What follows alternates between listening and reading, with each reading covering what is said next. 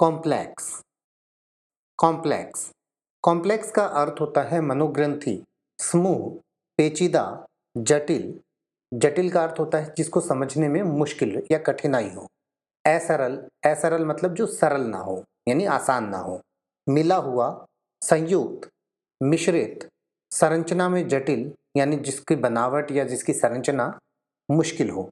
भावनाओं और आवेगों का एक संयोजन जो किसी व्यक्ति के व्यवहार को प्रभावित करता है। यानी कॉम्प्लेक्स के मुख्य रूप से तीन मतलब हुए।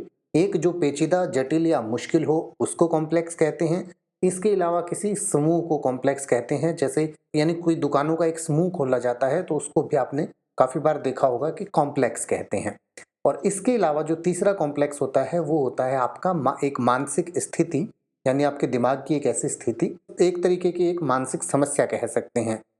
जैसे आपने सुना होगा इन्फीरियरिटी कॉम्प्लेक्स और सुपीरियरिटी कॉम्प्लेक्स। इस तरीके से कॉम्प्लेक्स का ये मीनिंग होता है। इसको इन सेंटेंसेस से और अच्छे से समझ लेते हैं। This is highly complex matter.